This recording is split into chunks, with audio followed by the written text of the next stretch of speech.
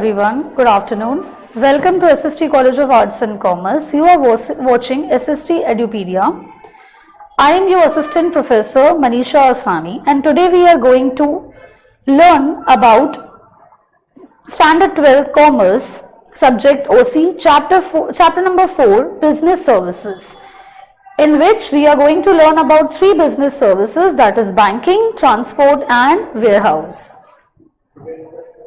So first let's understand what are business services. क्या होती हैं business services?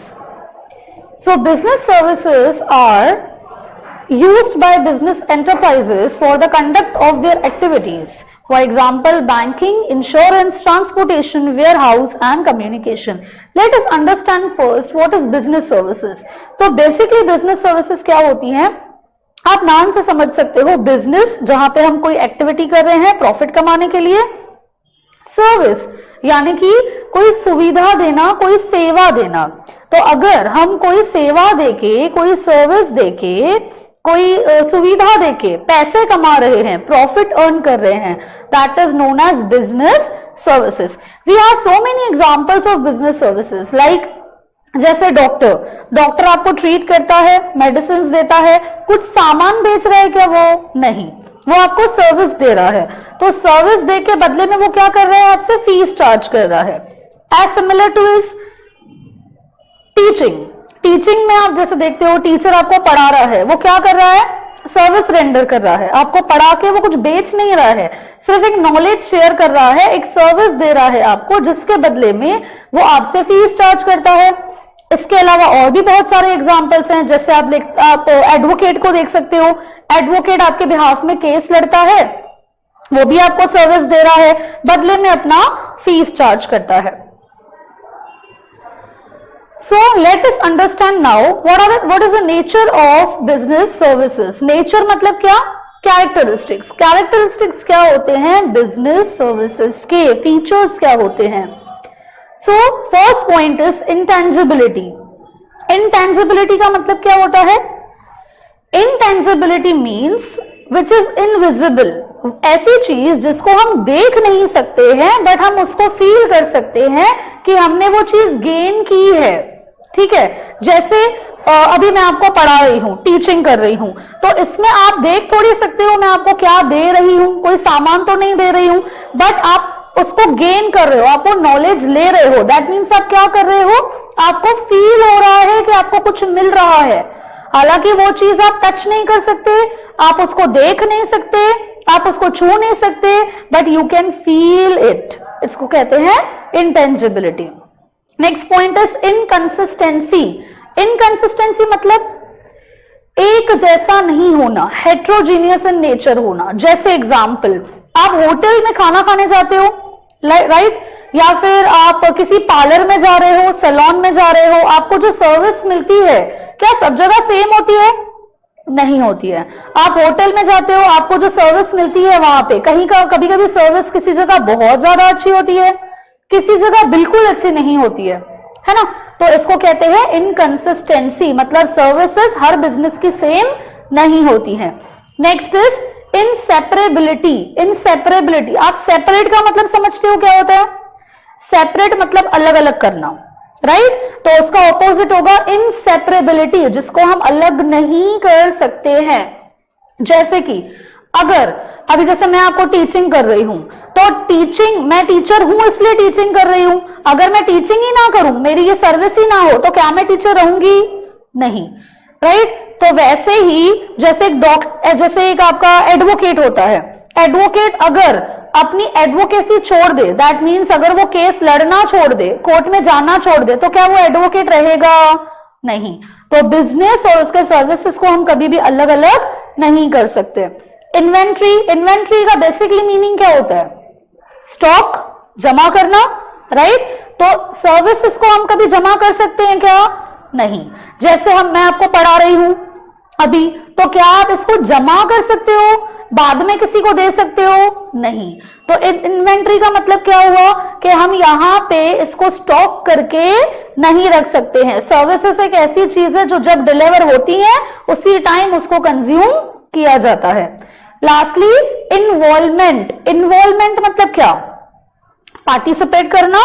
तो जैसे आप डॉक्टर के पास अगर जा रहे हो तो डॉक्टर के पास जब तक आप सामने से जाओगे नहीं, वो आपका चेकअप करेगा नहीं, तो सर्विस कंप्लीट होगी क्या, नहीं होगी। दैट मीन्स यहां पे बिजनेस सर्विसेज पे जो बिजनेस दे रहा है और जो सर्विसेज ले रहा है दोनों ही एट द टाइम सेम जगह प्रेजेंट होने चाहिए हैं, ठीक है।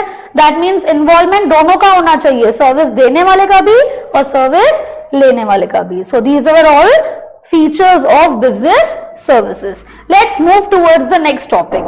सो जैसे कि मैंने आपको बताया था बिजनेस सर्विसेज 5 टाइप की होती हैं, banking, insurance, warehouse, communication and transportation. Let us understand in detail one by one. So आप देख सकते हो क्या क्या बिजनेस सर्विसेज है हमारी, banking, insurance, communication, transportation and warehousing. Let us understand in detail. So आज हमारा पहला टॉपिक है बैंकिंग। समझते हैं बैंकिंग क्या होता है। Late us understand this. So what is a bank basically, पहले आप मुझे बताइए बैंक क्या होता है। जब हम बैंक का नाम सुनते हैं तो हमारे दिमाग में क्या आता है, क्या होती है बैंक, जो पैसे लेती है हमसे, डिपॉजिट करते हैं, जहां पे हम सेविंग करते हैं, या हमें कभी पैसों की जरूरत पड़ती है तो भी हम बैंक के पास जाते हैं लोन लेने के लिए। दैट मीन्स जब भी हम बैंक का नाम सुनते हैं हमारे दिमाग में 2 काम सबसे पहले आते हैं। क्या काम आते हैं, पैसे सेव करना यानी कि डिपॉजिट करना, और पैसे उधार पे लेना दैट इज लोन लेना। लेकिन बैंक जिसमें हमारा अकाउंट होता है normally that is a commercial bank. But ऐसे हमारे इंडिया में बहुत सारी different types of banks available होती हैं। वन ऑफ देम जैसे आपने सुना होगा RBI, you know very well what is RBI.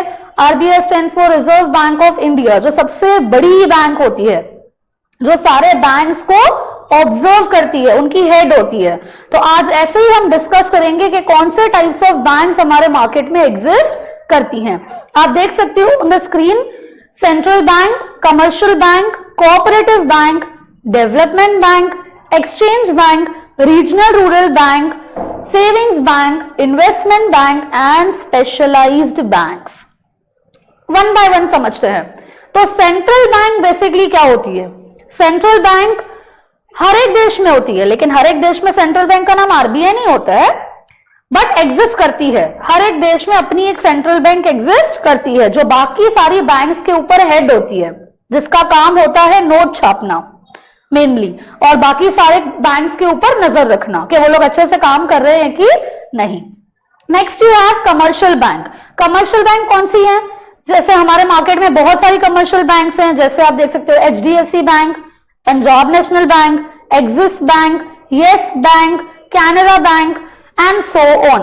तो ये सारी क्या है, कमर्शियल बैंक्स है। क्या फर्क है आरबीआई में और इन सब में, आरबीआई में आप और मैं कोई भी नॉर्मल पर्सन अकाउंट नहीं खोल सकता, लेकिन इन सारी बैंक्स में एचडीएफसी ले लो, यस बैंक ले लो, इन सारी बैंक्स में हम नॉर्मल इंडिविजुअल्स और सिटीजन्स भी अपना अकाउंट ओपन कर सकते हैं। That means this is the difference between RBI and commercial banks.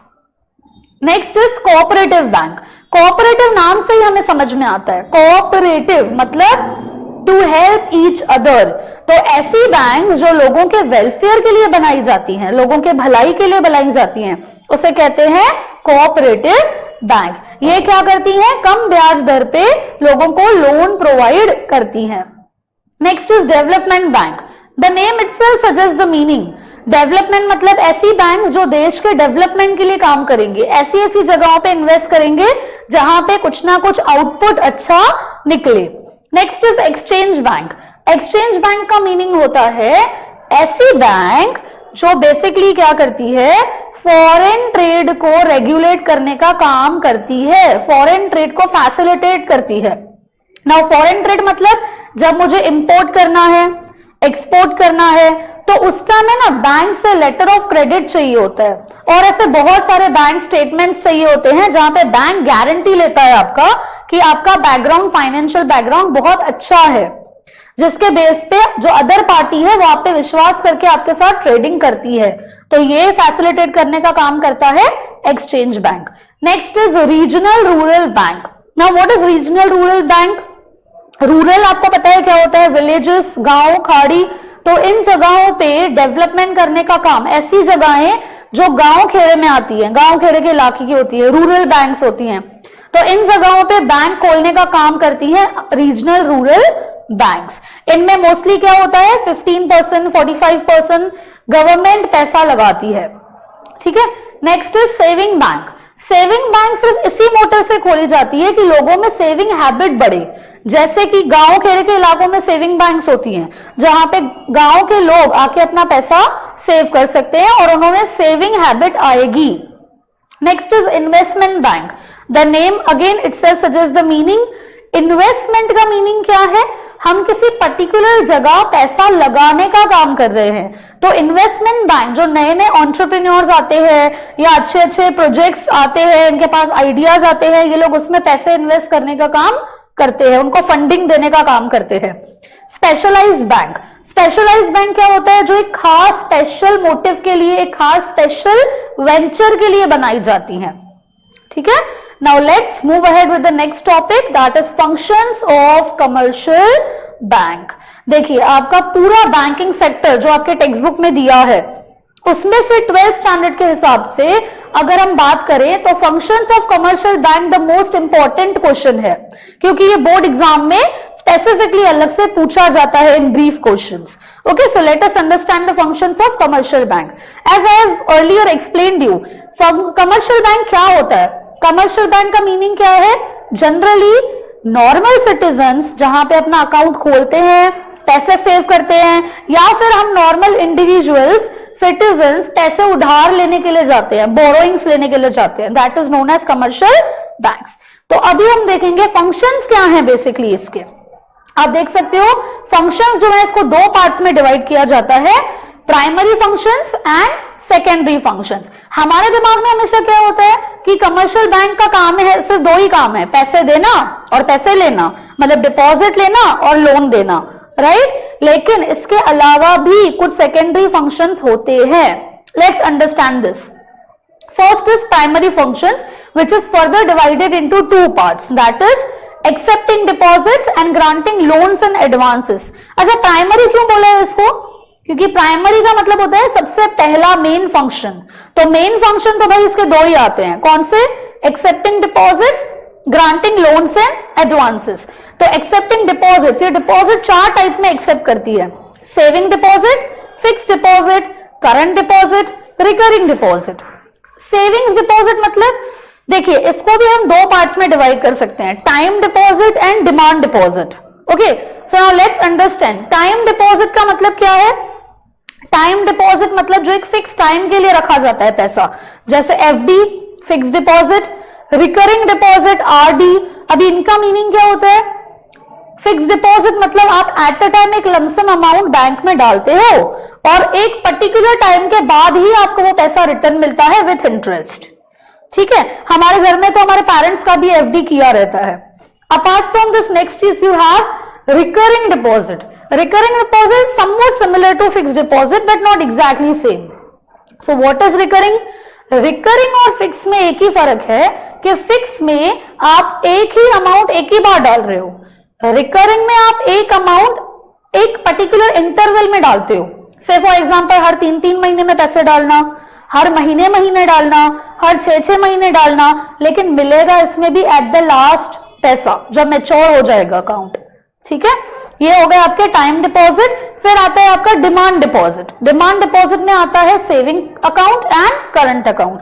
Demand deposit मतलब जब चाहिए पैसा निकालो, जब चाहिए पैसा डालो। तो सेविंग तो हमारा सबका होता ही है अकाउंट, मुझे ज्यादा एक्सप्लेन करने की जरूरत नहीं है। And current account, current account businessman के लिए होता है।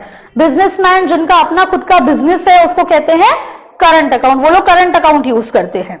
ठीक है, next you have granting loans and advances. जैसे बैंक लोन्स देने का काम करती है, जैसे वो कैश क्रेडिट देती है, बैंक ओवरड्राफ्ट की फैसिलिटी देती है।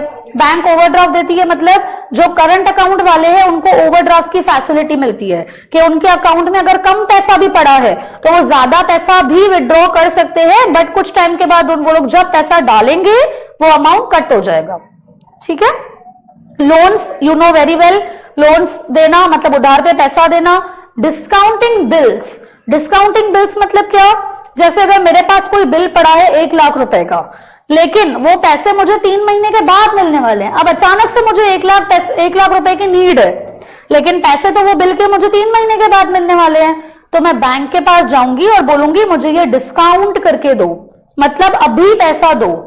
तो बैंक क्या करेगी? 1 लाख का बिल था, उसमें से मुझे 90,000 या 95,000 देगी और बाकी ऊपर का कमीशन अपना काट देगी। जब 3 महीने के बाद पैसे मिलेंगे वो 1 लाख वो बैंक खुद ले लेगी वहां से। ठीक है। Next you have secondary functions which are further divided into agency functions and utility functions. अच्छा, पैसे लेने देने के अलावा बैंक और भी बहुत सारे फंक्शंस करती है, जैसे कि एजेंसी फंक्शन। एजेंसी फंक्शन क्या है? हमारा फंड्स को ट्रांसफर करना, चेक्स का कलेक्शन करना, टाइम टू टाइम आपके बिहाफ में पेमेंट्स को रिसीव करना या पेमेंट्स करना। जैसे हर महीने मेरे अकाउंट में अगर सैलरी आती है तो बैंक मेरे बिहाफ में मेरी सैलरी कलेक्ट कर रही है, राइट। या फिर जैसे हम लोग ईएमआई पे कुछ परचेस करते हैं तो हर महीने बैंक खुद ही ईएमआई कटवा देता है आपके बिहाफ में। उसके अलावा आता है आपका portfolio management and other functions. Utility functions are further divided into issue of draft, letter of credit. जैसे मैंने बताया था, बैंक जो है इंपोर्ट एक्सपोर्ट के टाइम जो ट्रेडर है उसको लेटर ऑफ क्रेडिट इश्यू करती है। लॉकर फैसिलिटी, हम सबको पता है क्या होता है। लॉकर फैसिलिटी क्या होती है? बैंक आपको एक जगह देती है अपनी प्रेमाइसेस में, एक लॉकर देती है और आप वहां पे अपनी वैल्यूएबल चीजें रख सकते हो सेफली। जैसे आपका गोल्ड हो गया, आपका कैश हो गया, आपके इंपॉर्टेंट डॉक्यूमेंट्स हो गए, वो आप वहां पे रख सकते हो, बट ऑफ कोर्स कुछ फीस पे करके। After that dealing in foreign exchange, उसमें भी आपको हेल्प करती है। इंपोर्ट एक्सपोर्ट के टाइम आपको स्टेटमेंट देती है, प्रोजेक्ट के रिपोर्ट्स बनाने में हेल्प करती है कुछ फीस चार्ज करके, सोशल वेलफेयर प्रोग्राम्स में मदद करती है और इसके अलावा कुछ और भी यूटिलिटी फंक्शंस देती है। Now let's understand about E banking services. Now what R E banking services? Basically E banking services मतलब जो इलेक्ट्रॉनिक बैंकिंग सर्विसेज होती हैं, जो ओवर द इंटरनेट और ओवर द फोन की जाती हैं। ठीक है, मतलब जहां पे ज्यादा टाइम नहीं लगता है, इलेक्ट्रॉनिकली होती हैं। जैसे ऑटोमेटेड टेलर मशीन, हम सबको पता है। एटीएम, हमें पता है क्या होता है। एटीएम एक ऐसी मशीन होती है जहां पे आप कभी भी पैसा विड्रॉ कर सकते हो। रात को 3 बजे भी अगर मुझे पैसों की जरूरत पड़ती है तो मैं एटीएम से जाके पैसे विड्रॉ कर सकती हूँ। अच्छा, इसके अलावा हमने नाम सुने होंगे क्रेडिट कार्ड, डेबिट कार्ड। इसका मीनिंग क्या है? क्रेडिट कार्ड और डेबिट कार्ड दोनों सेम नहीं होता है, दोनों में फर्क होता है। क्रेडिट कार्ड का मतलब होता है वो कार्ड जिसमें जो पैसे है वो आपने बैंक से उधार लिए हैं। जब आपका क्रेडिट कार्ड खाली हो जाएगा, आपका ड्यू डेट आ जाएगा, तब आपको वो पैसे बैंक को रिटर्न करने पड़ेंगे। ठीक है। और वहीं पे अगर हम डेबिट कार्ड की बात करते हैं तो डेबिट कार्ड एक ऐसा कार्ड होता है जहां पे आपके खुद के पैसे होते हैं, आप अपने अकाउंट से पैसे विड्रॉ कर रहे हो। आरटीजीएस, नेफ्ट, ये आपने नाम सुने होंगे। RTGS is real time gross settlement, जिसका मतलब होता है विद इन 2 आवर्स पैसों को ट्रांसफर करना। इसमें मिनिमम अमाउंट लिमिट होता है 2 lakh. NEFT, that is national electronic fund transfer, ये उसी दिन पैसे ट्रांसफर करवाता है। NEFT मतलब विद इन वर्किंग डे, उसी दिन। जैसे मैंने आज किसी का अकाउंट में पैसे ट्रांसफर किए तो वो आज के आज ही, वर्किंग डेज खत्म होने से, वर्किंग टाइम, वर्किंग आवर्स खत्म होने से पहले ही ट्रांसफर हो जाएगा। ठीक है। Next you have net banking and mobile banking. आज हम सब लोग इंटरनेट तो यूज करते ही हैं।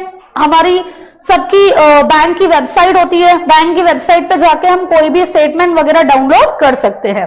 IMPS मतलब इमीडिएट पेमेंट सर्विस, जैसे जीपे वगैरह आप यूज करते हो फटाफट फंड्स को ट्रांसफर करने के लिए।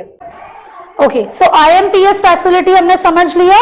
Rest will continue in the next lecture. Thank you.